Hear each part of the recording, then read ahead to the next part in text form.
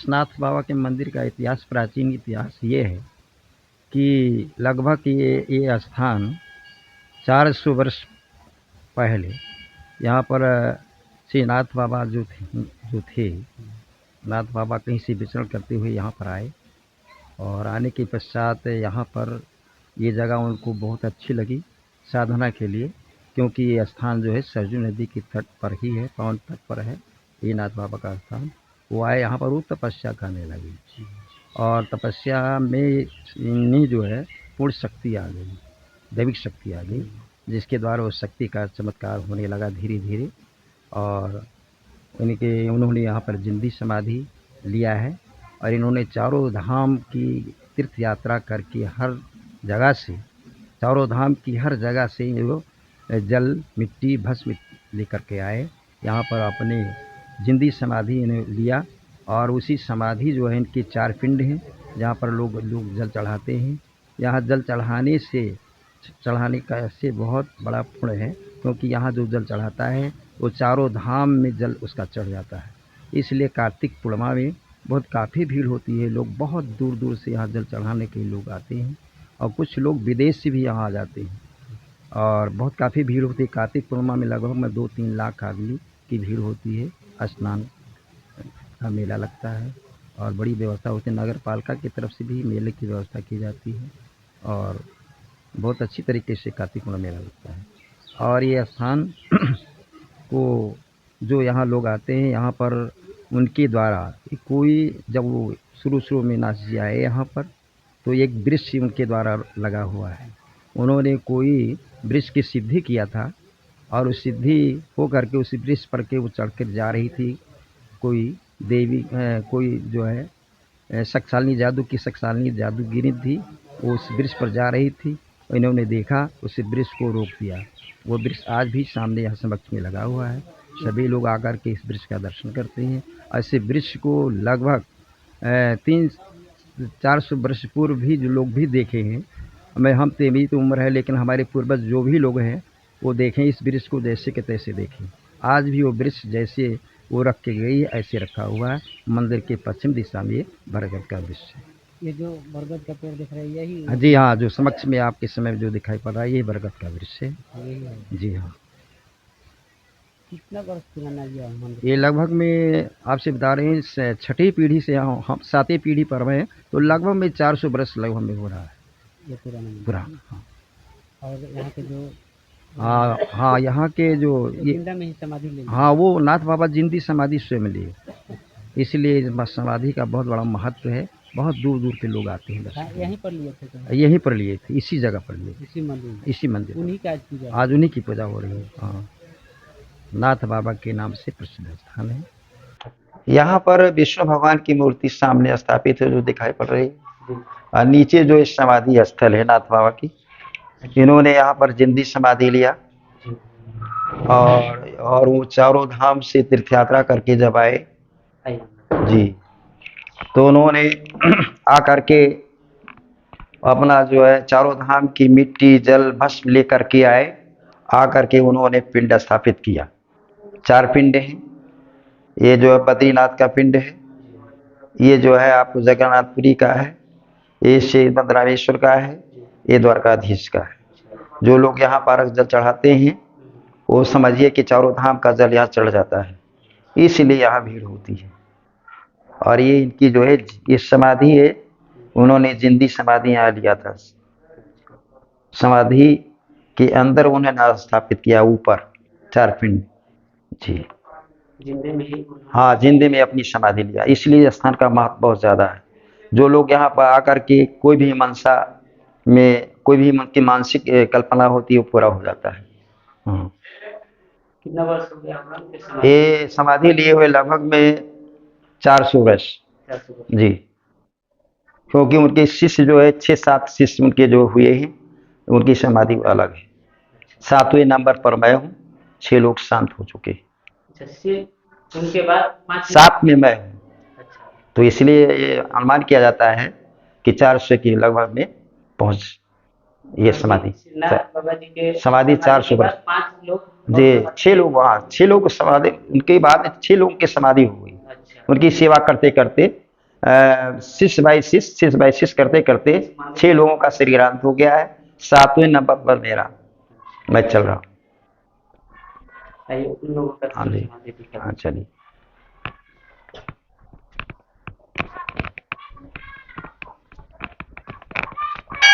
यहाँ पेड़ पौधे होने के कारण लोग भी यहाँ जी जी करने रहते हैं। जी जी हाँ।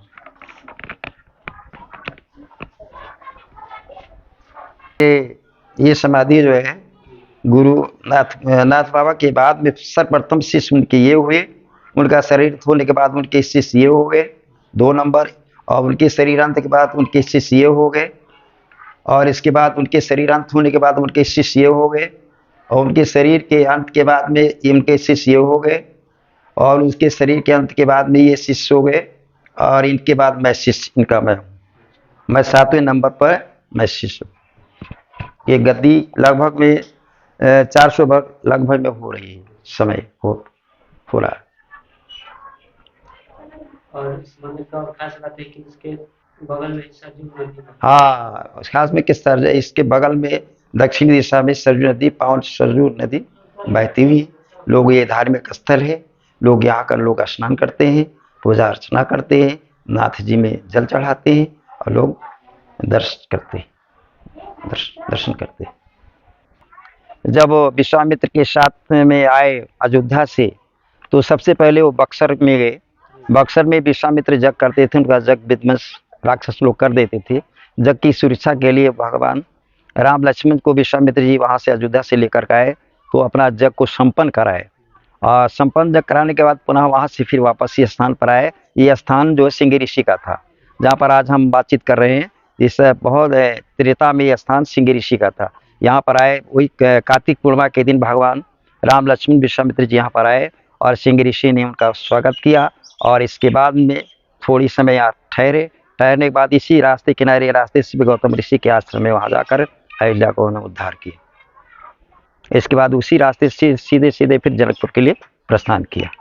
अभी एक बात कहा जाता है कि कार्तिक पूर्णिमा के दिन यहाँ पे लोग स्नान ग्रहण करके सत्तू खाते हैं। हाँ हाँ, ये तो भगवान हाँ यही जी जी जी हाँ, भगवान आए थे सिंह ऋषि के पास, उसमें सत्तू ही था। तो सिंह ऋषि ने भगवान को खाने के लिए उन्हें सत्तू खिलाया, जिस वजह से यहाँ पर कार्तिक पूर्णिमा में सत्तू का बड़ा महत्व होता है। यहाँ लोग जो भी लोग आते हैं उस सत्तू को लोग लेकर के प्रसाद के रूप में पाते हैं। मतलब उस समय के बाद से यहाँ परंपरा बन गया है कि हाँ, तभी से परंपरा यहाँ पे लोग जी सत्तू खाते हैं जी हाँ, और सत्तू मूली खाते खाते हैं। हाँ जी जी हाँ, तभी से परंपरा जो चली आ रही है। आज भी लोग आते हैं, स्नान करते हैं, लेकिन सत्तू जरूर खाते हैं। और कार्तिक पूर्णिमा के दिन भी देखा जाता है कि यहाँ सत्तू का हाँ, सत्तू के मूली का दुकानें लगती बाजार हैं। लग हाँ जाता जी, है। अचार मूली वगैरह सब मिलता है। लोग सत्तू बड़े प्रेम से लोग खाते हैं, प्रसाद समझ कर खाते हैं जी। और ये और पूरा पूछिए। पेड़ के बारे में बता रहे थे, इसके बारे में थोड़ा जी बताइए। जी आइए।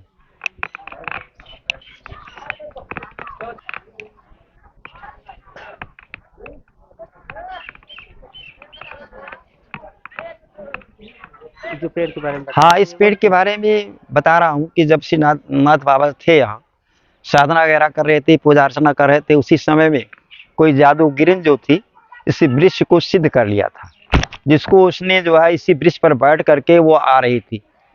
तो ये बैठे थे, सुबह का टाइम था। उन्होंने देखा कि भाई ये वृक्ष औरत मेरे सिर के ऊपर लेकर जा रही है।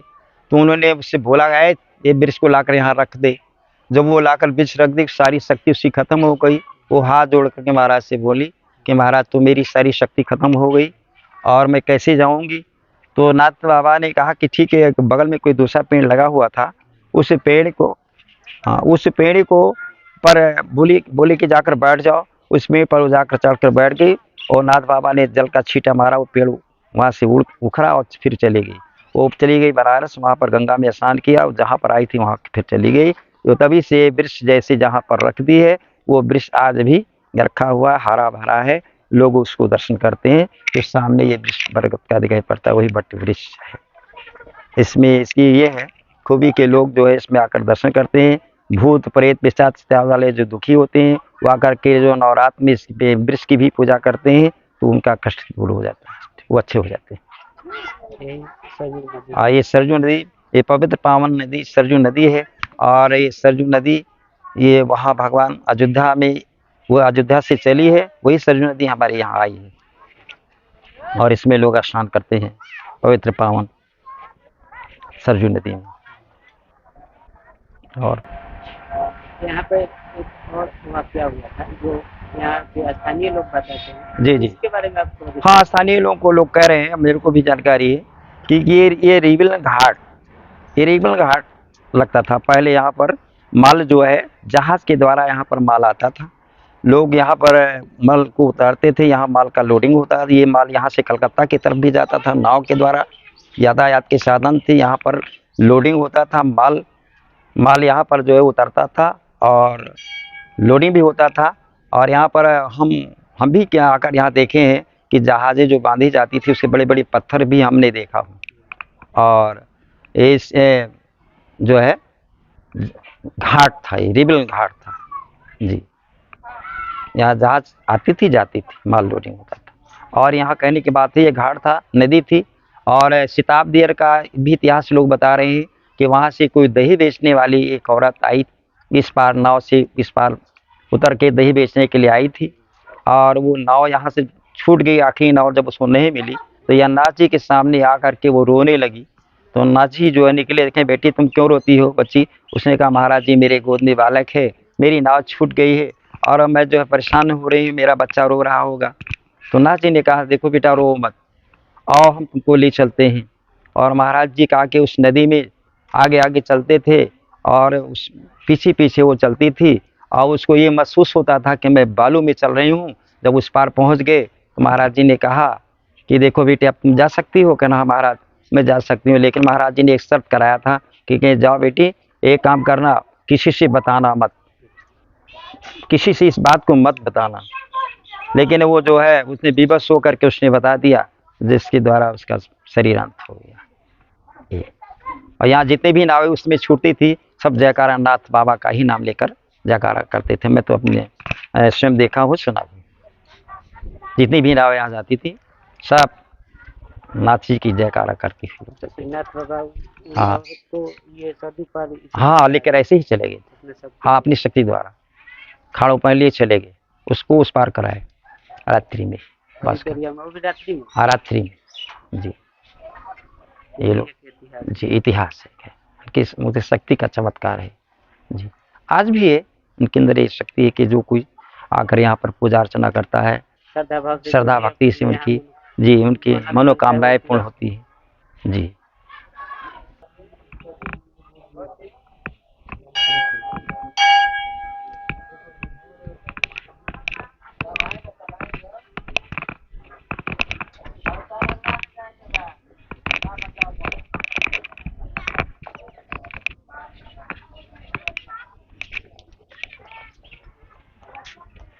ये सब पहले कर दिए। हाँ ये सब धर्मशाला बने हुए, इसमें संत लोग भी रहते थे पहले जी। इसमें तपस्या हाँ इसमें लोग तपस्या करते थे जी।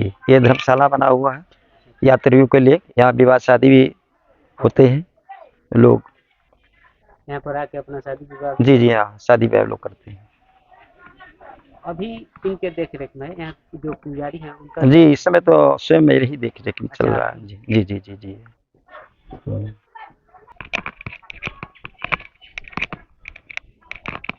यहाँ स्थानीय लोग शांति के लिए भी यहाँ आते हैं और अपना बैठते हैं। जी हाँ ये तो शांति के लिए लोग आते हैं, सुबह शाम लोग आते हैं यहाँ बैठते हैं, क्योंकि गंगा का किनारा है, उनको शांति मिलती है जी। शांति उनको शांति मिलती है, आनंद आता है, यहाँ की हवा स्वच्छ मिलती है। कुछ आपस में लोग बैठते हैं, कुछ धार्मिक विचार करते हैं जी जी। ये चरणपाद का है, ये उस समय का चरणपाद का है जब भगवान राम यहाँ आए थे कार्तिक पूर्णिमा के दिन श्री ऋषि के यहाँ आश्रम में, उसी समय का ये चरणपाद का है। तभी से ये जो है ये चरणपाद का है। और इसकी विशेषता और भी बताई जा रही है चरणपाद का कि जब भी अपने गंगा जी आती हैं बाढ़ को लेकर के, तो चरणपादा को स्पर्श करने के बाद ही सम हो जाती है, कट जाती है जी हाँ। इसके ऊपर नहीं, आज तक कभी मैंने ऊपर नहीं देखा, बस चरण तक छूने के बाद नीचे हो जाना है। कई बार मैंने देखा स्वयं स्वतः। मतलब सावन भादों में जब आज कितना भी पानी आएगा लेकिन चरण छूने के बाद बस नीचे आ जाती है, आप ऊपर नहीं जाती। जी हाँ, ये विशेषता मैंने आंखों से देखा हूँ स्वयं। जी मतलब आप जब से देख रहे हैं जी जी हाँ, सावन में 65 वर्ष की मेरी बाढ़ उम्र है, आती कई बार मैंने देखा।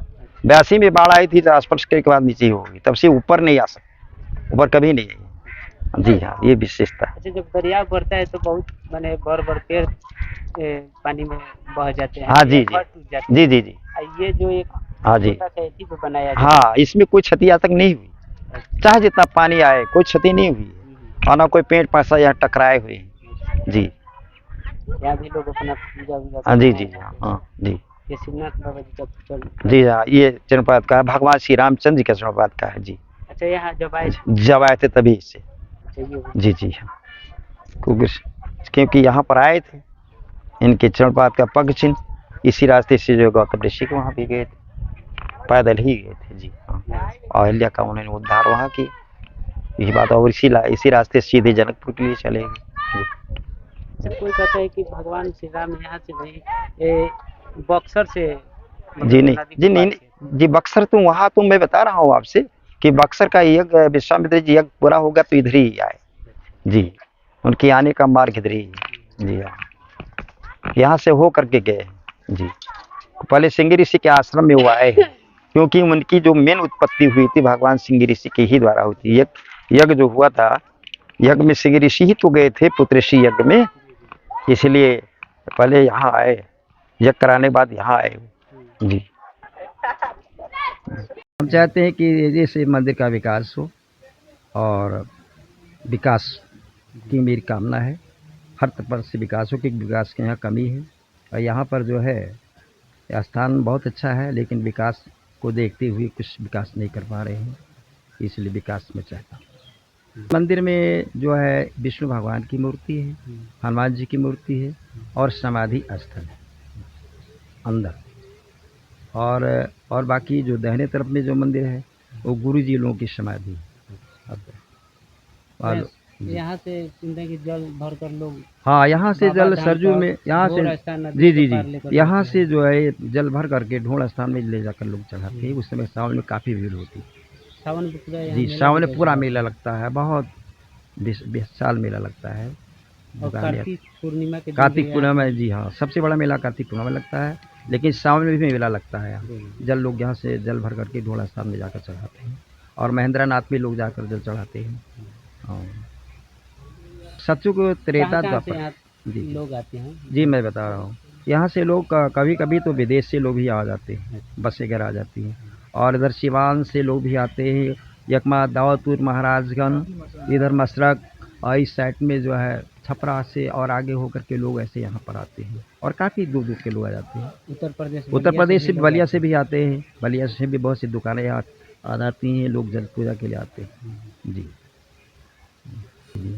यहाँ मठ का जो जमीन भी है, जी जी है, स्थानीय लोगों का कब्जा है। हाँ जी, वो अधिकृत लोग कर लेते हैं, हम कमज़ोर समझ करके, तो इसलिए उसको मैं चाहता हूँ कि हमारा जो मठ की ज़मीन है वो जो है सुरक्षित रहे।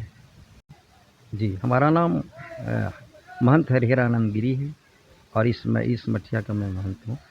जी।